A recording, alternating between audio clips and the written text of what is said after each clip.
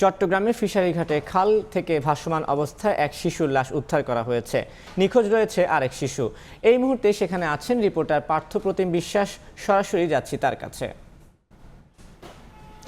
চট্টগ্রামে গতকাল বিকেলে যে দুই শিশুর নিখোঁজ হওয়ার ঘটনা ঘটেছিল, সেক্ষেত্রে আমরা দেখছি আজকে সকালে ভোরে কিন্তু চট্টগ্রামের যে ফিশারিঘাটস্থ যে খাল রয়েছে সেই খালে একটি শিশুর লাশ ভেসে উঠেছে এবং 10 বছর বয়সী সেই শিশুটিকে কিন্তু আমরা জানি ফায়ার সার্ভিস এবং কোস্টগার্ড যৌথভাবে উদ্ধার করে আসলে এই বাকুলিয়া থানার পুলিশকে কিন্তু বুঝিয়ে দেওয়া হয়েছে এবং সেক্ষেত্রে এখনো পর্যন্ত এখানে কিন্তু লাশটি আছে, তবে তার কোনো পরিচয় পাওয়া যায়নি। এবং এখানকার যিনি প্রত্যক্ষদর্শীরা রয়েছেন, আমরা কোস্টগার্ডের সাথে কথা বলেছিলাম, তারা আমাদেরকে জানিয়েছেন একজনই নিখোঁজ হয়েছে, সে একজনকে কিন্তু পাওয়া গেছে। দুইজন নিখোঁজ হয়নি, এখন তারা বলছেন একজন নিখোঁজ হয়েছে, সে একজন ভেসে ওঠায় তার লাশটি উদ্ধার করা হয়েছে। মূলত গতকাল চট্টগ্রামের যে রাজাখালী খাল রয়েছে সে খালে খেলতে গিয়ে কিন্তু বিকেলে নিখোঁজ হয়েছিল।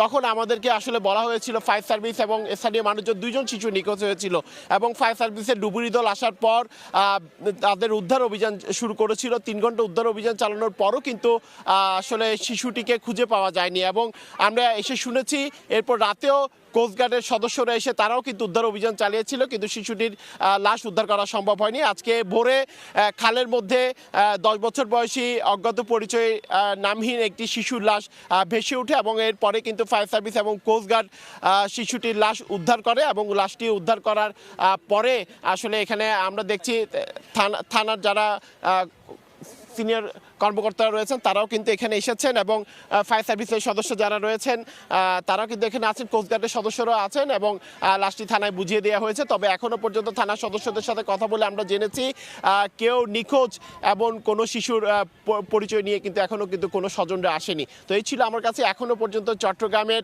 ফিশারিঘাট এলাকার খালের সামনে থেকে এখানকার সর্বশেষ খবর। এতক্ষণ সরাসরি যুক্ত ছিলাম চট্টগ্রামে।